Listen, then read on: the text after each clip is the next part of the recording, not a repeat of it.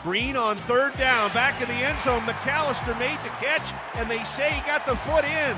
What a play, Green to McAlister. In an early morning post-Thanksgiving showdown on national television, the rest of the country finally got to witness just how special Boise State quarterback Taylen Green is last Friday. Green in the pocket, back to pass. Green going long down the middle. He's got Caples there, caught it at the 10, and scores the touchdown. 50 yards from Green to Caples. However, it was the longest run in school history that had Albertson Stadium buzzing. In the pistol, Green, zone read, keeps it left side. Green will get to the 10. Could this be a long run? Go, Taylen, go! 40, 30, 20, 10. This game is locked up. 91 yards for Taylen Green. Welcome once again into Jay Sports Bar. Jay Tust alongside Shane Williams-Rhodes. What an incredible effort by Taylen Green. In an early Friday morning game, we thought it was going to kind of be a sleepy game. Not long after Thanksgiving, the game technically didn't mean anything because Boise State had the Mountain West Conference championship game already kind of wrapped up. But man, what an effort Taylen Green puts out. 4 touchdown passes and an epic 91-yard run that we're going to be talking about for probably decades to come at Boise State. I can't do anything but smile. I just love seeing these Texans. We're the Boise State Texans at this point. It's great. I mean, that's true. We're going to get to that. We're going to talk about this wide receiver group. I know you're going to love to discuss their development because like 7 weeks ago, we wondered who was going to make a play in that room. And now that room seems absolutely loaded. We're also going to discuss DJ Schramm's impact on this defense. I think he got snubbed. Should have been a first team All Mountain West representative. And of course, we're going to preview the Mountain West Conference championship game coming up on the Blue this Saturday. Boise State taking on rival Fresno State. The 4th time these guys have met for the championship on the Blue in the last 10 years. And oh yeah, you might have had some experience in some previous matchups against the Broncos. We do begin with Taylen Green though, because he's not just the talk of the podcast. He's not just the talk of the town. He is becoming the talk of West Coast college football, if you will, because of what he is doing right now. I mean, you know, everybody wanted to say that he was a running quarterback, right? Well, man. Last few weeks, he's proven he's also a throwing quarterback. Shane, there is one quarterback in all of college football that over the last 5 weeks has double-digit touchdown passes and 0 interceptions. I'm going to give you one guess who that guy is. Taylen Green? Taylen Green. Let's go. I love it. I mean, it just shows his efficiency, his decision-making. I know me and you kind of talked about it a little bit, but the fact that he doesn't allow his athletic ability to make him do too much. He chooses to scramble out of the pocket and extend the play, and if he doesn't like it, he's not taking off and running and risking getting injured. He's throwing the ball away. I think he threw the ball away this game, I want to say 6 or 7 times. So a lot of the times his incompletions are just him throwing the ball away and making smart decisions, saying, okay, it's 3rd and 7, I don't like it, I'm not going to do too much, I'm going to give my defense back the ball. I mean, put my defense back on the field and get the ball back and just let it go. And you never see that out of young quarterbacks. They're always trying to do too much and just make things happen. And I think he's just playing really smart. Well, we go back to the beginning of the year, and I mean, there were a lot of problems on offense. But in terms of the problems that impacted the defense, it was not sustaining drives, getting off the field 3 and out, might have been turning the ball over, putting them in terrible field position, where opponents were getting the ball over the 50-yard line in plus territory. And I mean, those opportunities have just been eliminated. I mean, I think the last time Taylen threw an interception in plus territory was against Fresno State. I mean, that's a month and a half ago. He has been so impressive, not only in his growth as a passer, not only in his playmaking ability as a runner, but Dirk Cutter told me this week, he's like, probably the most impressive thing about Taylen so far is that he has had the ability to take care of the ball. And in those regards, I mean, as you just said, I agree. He's playing well beyond his years. Yeah, and to me, the thing that sticks out the most of everything is the play calling, the ability to know what's coming at you and game plan and have multiple game plans. They're not coming into the game anymore with just running 3 plays. They're coming in with a few game plans. Yep. Whatever it looks like it's working, we're going to go with that. If it's Taylen throwing the ball deep, every drive, they go with it. If it's, a mixture, they do it. If it's, it's time to just run the ball and ground and pound, then that's what they do. And I like that they're able to adjust. Yep. It's not like we're coming out and saying, this is what we're going to do. If you stop it, that's it. We're going to keep trying it. Like they have different things. They're coming in with multiple game plans. They're no longer predictable on offense, and that comes from X's and O's. That's down to personnel. It's been incredible. You mentioned the play calling. Well, this week I had to ask Dirk because hey, sometimes you dial up the perfect play, and then sometimes you dial up a good play, but then the Jimmy and the Joe are just as good as the X and the O. And, well, on Taylen's 91-yard touchdown run, this was Dirk's reaction to it. Game over. That's what was going through my mind. Game over. As soon as he turned that corner, and it was back to a one-score game. We were backed up. They still had at least one timeout left, so we had to make at least one first down, or they were going to, try to block a punt or get the ball back and have a shot. You never know what's going to happen, but yeah, game over as soon as he turned that corner. I've never coached a guy like that could do that. And think of all the great running backs that have come through this place, and for him to get the longest one, I mean, that was impressive for sure. Dirk's coached a lot of really talented human beings when it comes to football. For him to say that he's never personally had a guy under his tutelage be able to do that, I mean, he jokingly said, that does seem to be something that is growing in the game. Like, there are athletic quarterbacks like that. But for Dirk's personal experiences, he's never had one like Taylen that could do that. I mean, that's some pretty high praise right there. Yeah, I agree. It's not a lot of quarterbacks that when they hit the sideline, they're gone. I mean, even your Lamar Jacksons, you see him cutting back a lot. It's because guys are getting angles on him. They're still getting him. He's more quick than fast. But Taylen has a top-end speed. And, speed is literally stride length times stride frequency, and he has both. So it helps out a a little educated. Wow, geez, okay. I No, wasn't expecting that, I'm not going to lie.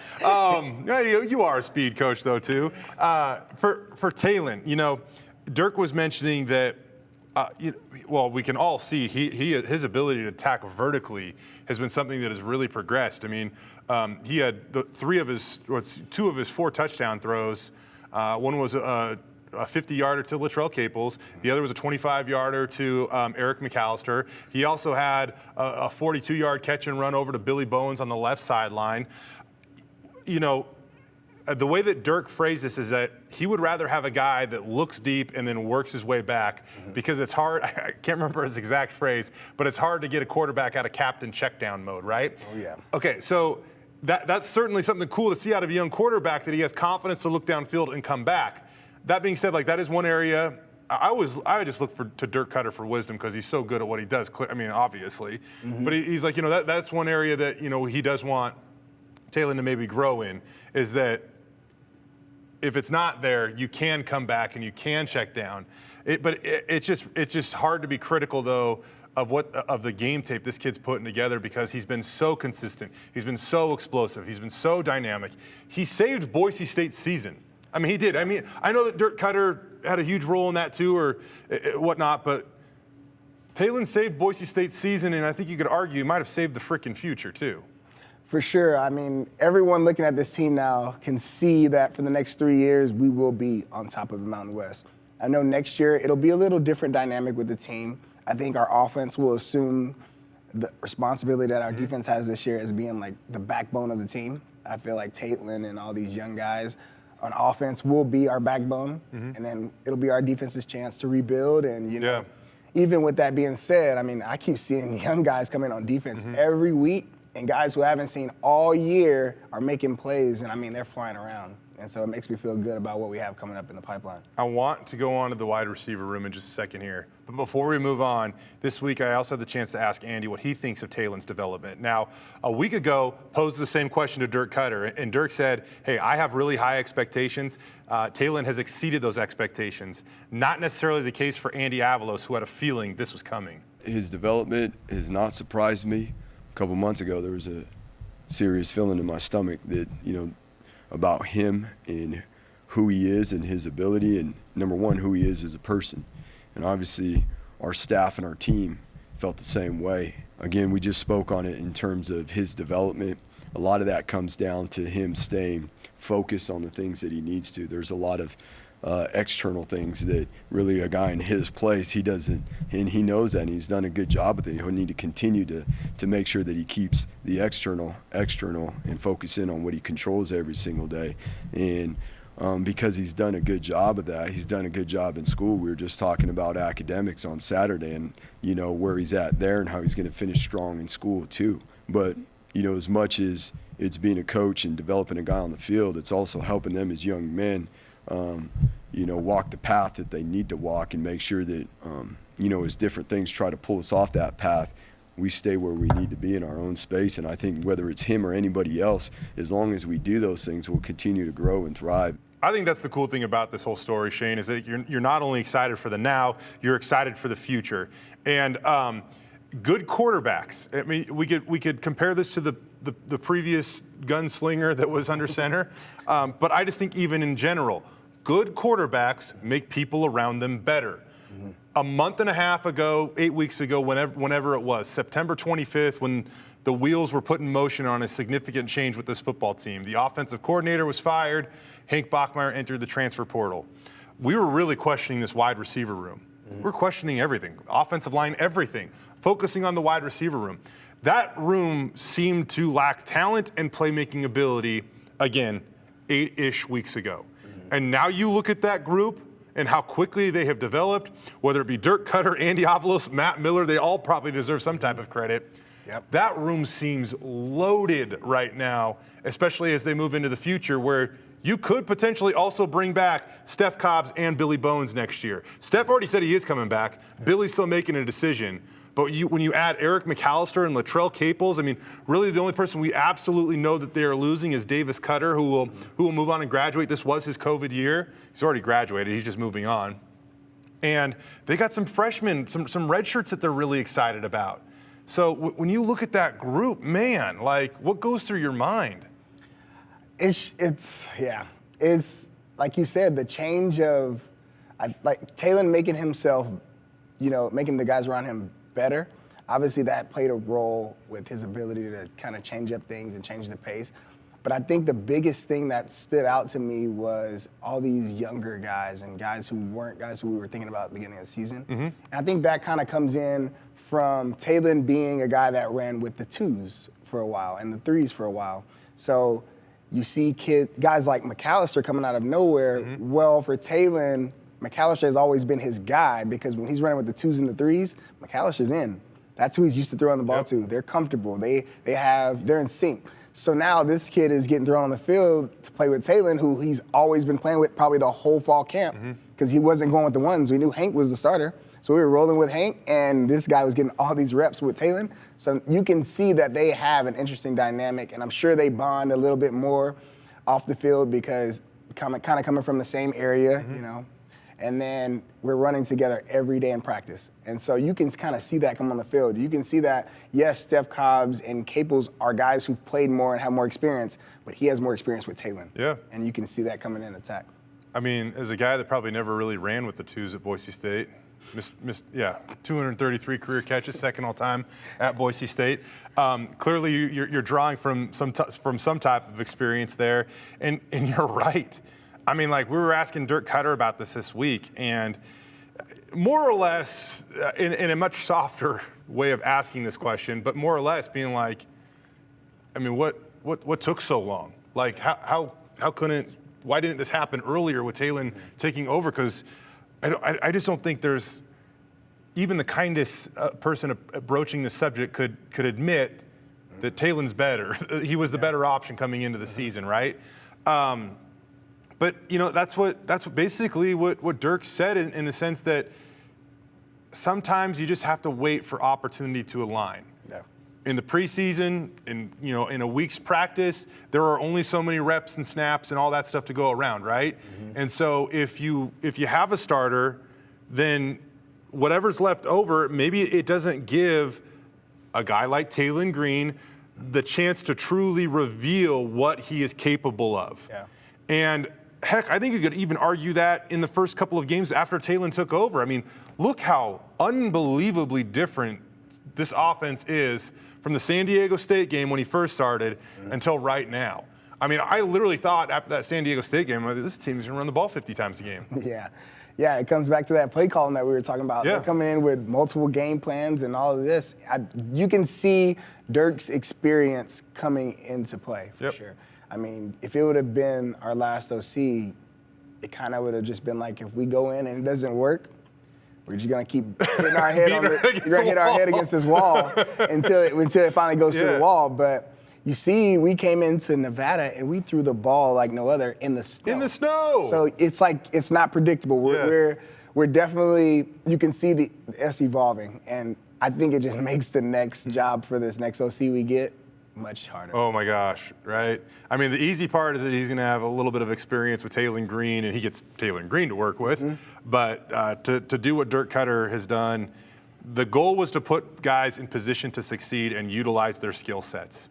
And there has been nothing that defines this football team, especially on offense, more over the last 8 weeks than probably that right there. Yeah, and it's just everything that happens next year will be compared to this year. Yeah. And so everything will go back to, well, he has more experience now, so you should be able to do this. He has this, so you should be able to do this. Dirk did this, so you should be able to do this. So it's a tough job for the next guy up. It does remind me, though, excuse me, of the times when some guy named Chris Peterson was coaching here, you know? But I think that one thing that he was so good at doing was finding what you were good at, right? Like Dallas Burrows was super fast. And I know Dallas didn't necessarily progress throughout his career, but if you go back when he was a freshman, he was super fast. And what they used him to do, stretch the field vertically. And he had a few big plays as a true freshman. Eric McAlister, like what does he do? He can stretch the field vertically. So what is he doing for this football team? Like they are finding ways to use these chess pieces, right? And even though you might be really good at one thing, and that's what we want you to be really good at, it just makes everything around you so much better. And Eric McAlister has a phenomenal future ahead of him here playing at Boise State. But it's been cool to see this team really turn the corner and do the things that they say that they said that they were going to do, and they really struggled to do over the first month of the season. This wide receiver room, I think that it's finally getting back to the point where you fear multiple guys in that room. And I mean, even last year when Khalil was running around, I don't know if anybody else really like struck fear in you, right? Like it was like Khalil. And granted, that guy was as unique as they come.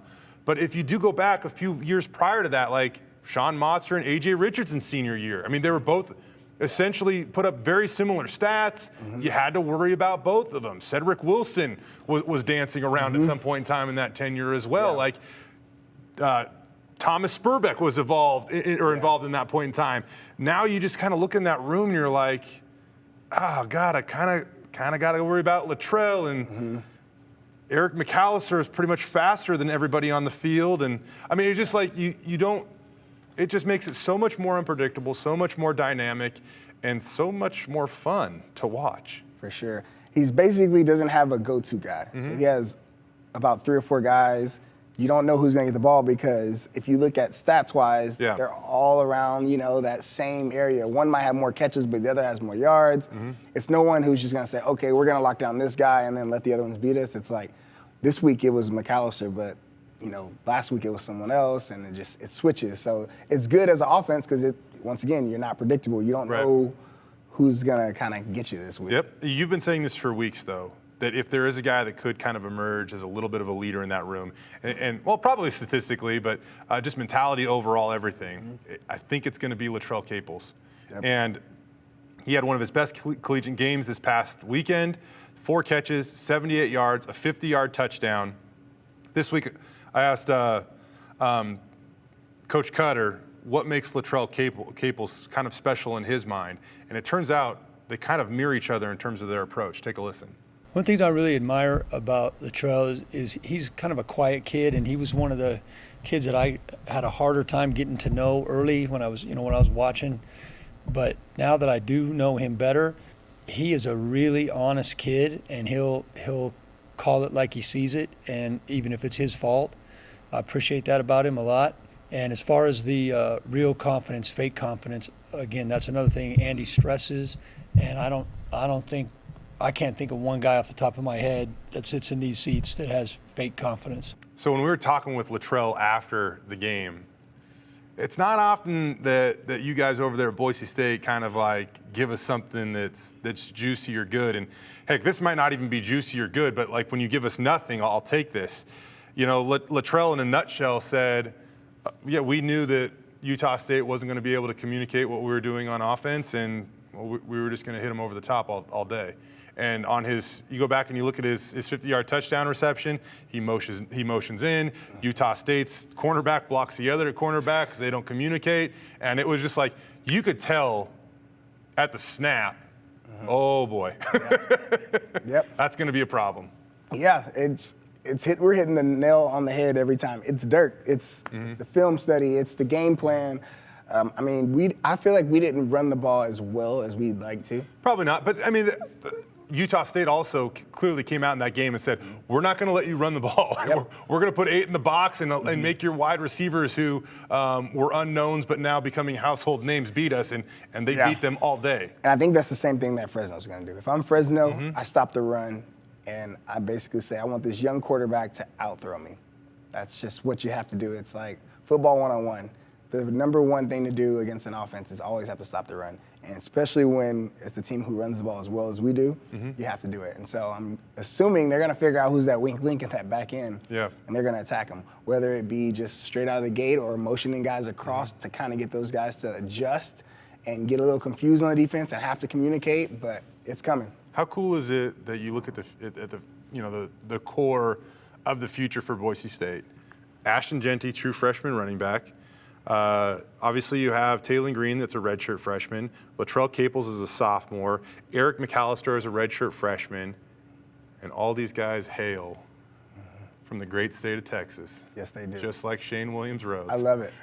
It's a pipeline, and I'm glad it's continuing the pipeline. I was joking around with you about this prior to the show, and I do feel at times like you go down to Texas and they're like, oh, we love football down here. We love it more than you. Just saying, I played college ball down there for college baseball down there for a year. And just because you love it more doesn't necessarily mean that you were going to work harder, right? I'm just my experience. But you look at what's going on right now at Boise State, and man, is that a bad time to bring up that example, because those 4 dudes are dudes. They are. And next year, get your popcorn ready, because this is going to have fans from the moment this season ends until they finally start fall camp next year. Fans should be excited about speculating what that core can do. I'm just going to say this. When the season, not the season, after this game, when the coaches start, going out on recruiting trips, during bowl prep and all that, you best believe that they're going to be in Texas and they're going to be selling that for sure. Every trip they take. Yep. That we have 4 young guys, they're all from Texas. You'll have people who come from where you come from. They're gonna use that. And they've got a couple ready to go. Breezy, that running back, man, he looks dynamite. Don't necessarily know until they actually get on campus, but he looks really, really good. And I continue, they're gonna hit that Texas pipeline as much as they can and use this momentum that they have in the great state of Texas. Flipping over to the defensive side of the ball, Boise State, statistically, they have one of the best defenses in the country, whether it be limiting points or limiting yards. I'm not going to get into discussion about opposing offenses at this moment. This is what it is. You look at limiting points and limiting yards, they have been extremely good this season. All Mountain West awards come out, and they get 1 out of 11 defensive players, and that's J.L. Skinner on defense. I get it. I do. I get it. We talked about it. We hit it every week. It's just kind of like how the offense with the receivers. It's never, It's never one guy that is just cleaning everything up. It's literally every week. 1 week it's DJ Schramm. Next week it's J.L. Skinner, 2 interceptions, seals the game. The next week it's not Taylen Green, but you got another number 10 on the other side of the ball who's starting his first game ever, and he probably, if he didn't lead, he was close to leading the team in tackles, and every play that I watched him in that game, if he didn't make the play, he was in the bunch. He was the next guy in. It's like every week there's someone different. You know, one week you had Tyreek Jones show up a lot on tape. It's never one guy. So when you go around the vote, you know, Wyoming might say, well, shoot, J.L. Skinner got, you know, he sealed the game against us. But then you have, you know, Utah State came in town, like, whoa, that young kid was good. Andrew Simpson, 10 tackles. So it's like, what I understand how this happened. How so it happened. In a way, it actually is almost just kind of like, it kind of like embodies what this team's been all about all year long, right? Like there have been a number of guys on defense that have stepped up. I mean, weeks ago it was George Tarlas. I will take 2 issues though, and well, actually kind of got 3 because in my mind, I've said this all along, George Holani is definitely one of the best might be the best running back overall in the Mountain West. Definitely, in my opinion, deserved to be a first teamer. Jordan Mims, Fresno State's running back, barely edged him out. Had a couple more yards than a couple more touchdowns than George. George also missed a game, so if we're going off per game averages, George was the guy. And we watch him every week, and I know that George is the guy. I mean, give me him over any other Mountain West running back any day of the week. But on defense, Scott Matlock should have been a first teamer. And it's just unfortunate because there is no way to measure the value of that guy for the common football viewer to understand his impact. We've talked about him a lot on this show and what he does and tipping plays and how he makes everybody around him better and taking on double teams and, now catching touchdown passes too again. But the other guy too, for me, is DJ Schramm. Like 93 tackles, 10 tackles for loss. That's a stat line. There are 4 all Mountain West linebackers. 4 on the first team. I got you. He deserved to be one of those 4. My counter to that is when Scott Matlock had to sit out and didn't play, what was his backup stats? The first game that guy. How you gonna do me like that? That's what's gonna happen. They're gonna say, well, he had to sit out, and this guy comes in behind him and he has 3 sacks. Yeah. Divine Obacheri had an awesome game, the one game. And that's why I say against every Colorado school State. is going to say, I get this you. guy, that guy, that guy. Okay, We're a ton of candidates running for one spot, but we get picked. So we're just taking the votes from each other. Okay. Essentially is what we're all doing. right, I get it. That's cool. I think that's the problem. It's a great problem to have if you're us because we have guys everywhere. That's all it means. I didn't know you were going to go against me on that. So I understand why we didn't, but like you said, we have the best defense in the Mountain West for almost every stat. As a collective defensively, it shows. Well, and our scores show it also, but it's just. Yeah, I take it a little personal too, because Scott is an Idaho kid that just like has overcome everything and like any expectation of what he was going to do at Boise State. He outworked it and just blew any and all expectations out the door. And then the same goes for DJ Schramm. Guy barely played for his first 4 years at Boise State, contributing on some special teams, and all of a sudden this year, just every week, probably the most consistent player on the Boise State football team. He had 15 tackles and 4 tackles for loss last week. He's one of just a handful of guys in the NCAA this season that have had multiple games with 4 or more, or 3.5 or more tackles for loss, right? He had 3.5 tackles for loss against Utah State. I want to stand corrected there. But that was a guy that really came in and it helped lead this defense. And if you question his meaning to the team beyond his production, listen to what defensive coordinator Spencer Danielson has to say about him. The thing about DJ is he is one of the smartest football players I've ever been around. I think Scott, DJ, like there's a couple guys on our team that just are extremely smart football players. And DJ, I can tell him one thing in a meeting room on a Tuesday morning, and he will remember it in the fourth quarter, play 62, where they're driving, right? He has that type of football IQ where, all right, I know when the tailback's here, this area, like he's just that guy. And then when you put a savvy tackler, good blitzer, like these things together, you get the production you see in DJ Schramm right now. And so NFL to however he is going to go going forward, all I know is I love him playing for the Broncos, and you won't find a guy that's a bigger supporter of DJ Schramm and excited what he's done thus far than me. Shane, in your time as a Bronco, who's like the guy or guys, I'm trying to put a little pressure on you here, that did all of the little things so well that whether it be Coach Pete or Coach Harsin, they had to get him on the field? I'm going to say this. There's two guys, but I understand who you want me to say, but the two guys would be Matt Miller and Kirby Moore. Oh, wow. Okay. Those are two guys that will be coaching in this game. Obviously, Matt for Boise State. Kirby's the offensive coordinator for Fresno State.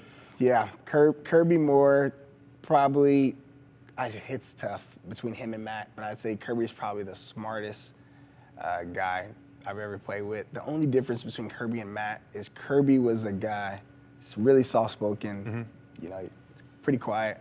But Matt, I guess for me, Matt was more of a mentor because he was a little closer in age. But Matt if I messed up, Matt was going to tell me I messed up and tell me get it right. And Kirby was more of, the approach was different, and you never see Kirby mad. It's just they're totally different guys, But yeah, Kirby Moore is a guy, and so I think that's gonna play into this game for sure. Well, it's the perfect transition, Shane, as we move now into talk about the Mountain West Conference Championship game.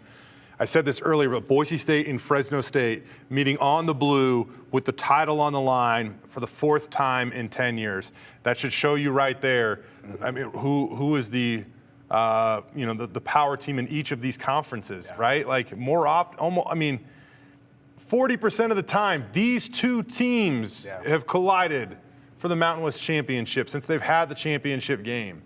And you look back, Boise State won the first go-around, doubled up Fresno State on the scoreboard 40-20. But there are a couple of things that concern me. The first isn't as significant as the second.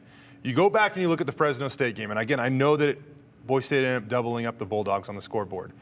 But one thing that Fresno State was able to do in that game, even with their backup quarterback, is they were able to sustain drives. And that made it a really good game midway through the third quarter before finally Boise State was able to pull away.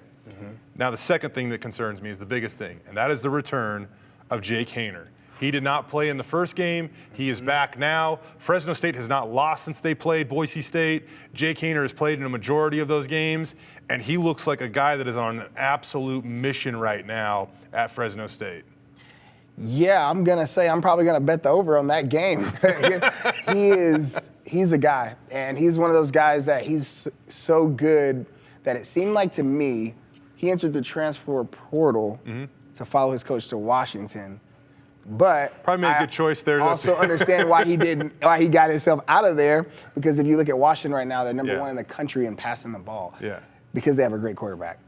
So, with that being said, this guy is He's the real deal. I think it was a great move on his part because Michael Penix up at Washington has been he's just playing at a Heisman Trophy caliber level right now, which kind of pains me because he torched my Cougs this last week.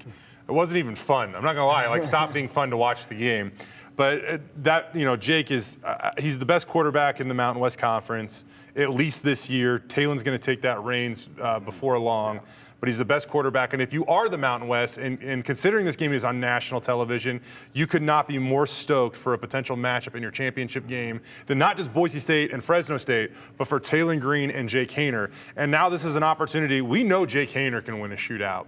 Can Taylen Green match a guy that is going to put his foot on the pedal the entire game? Yeah, and they win games differently. Obviously, me and you chat about this a little bit, but there's been 3 fourth quarters where we just kind of needed something. Yeah. Oregon State, we needed a spark in the fourth quarter to maybe make that comeback. Taylen pulls it, he goes. It's a little closer game, maybe like 9-point game, and then you have Wyoming. He pulls it, seals it. Yep. That's another one.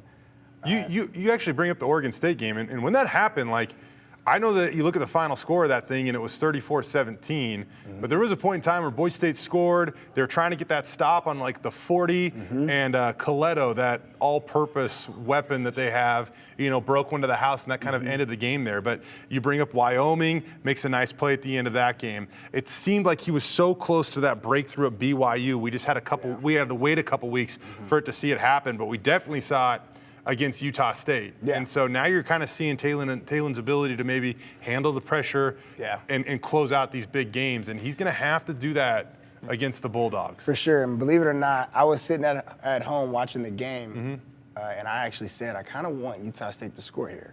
Yeah. As bad as this sounds. Because you give the kid a chance I to wanted handle all to the see adversity. how we would respond to us being down with 2 minutes left to go in the game and us having to go make a play. And I wanted to see it, but we stopped them, which was great. Now I know, okay, we can steal the game. But then we saw Taylen still go and make that go-ahead play that we would have saw vice versa. And so it was good to see him put it away. This is an area, too, that, Boise State has been really good. Their third down defense, whether they get opponents behind the chains or they just get stops on third downs. They've been one of the best third down defenses in college football this year. But, man, Jake Haener, all that kind of goes out the window. I mean, I want to say Fresno State's converting 46% of their third downs. I don't know that since he's been back around the season, but that is a really high rate.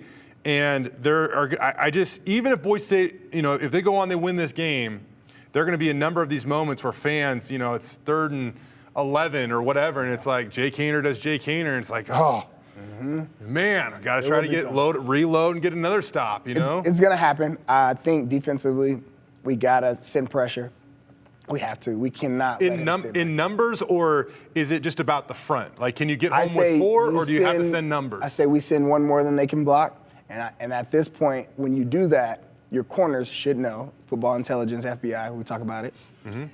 They should know if we're sending pressure, they need to be more aggressive because the ball's going to come out a little faster. Don't play soft and allow them to do quick game things because they're getting pressure. So we're going to have to play a little tighter. Pressure better get home then. Exactly. Agreed. So that's where the X's and O's come in. Yeah. You're going to have to send some out because you cannot let him be comfortable in that pocket. It seems like it would be really hard to execute that for 60 full minutes. So it just seems like there are going to be some ebbs and flows in this game. On the one play that maybe pressure doesn't get home and you are jamming, can the cornerback go and win that battle where the cards are stacked against him? Or if the receiver does, how does Taylen Green and the offense answer back? That's why this is just going to be such a fun game to watch, fun game to cover, because you really do have two really good teams that I think – the Mountain West has been down this year, and I think we can all agree with that.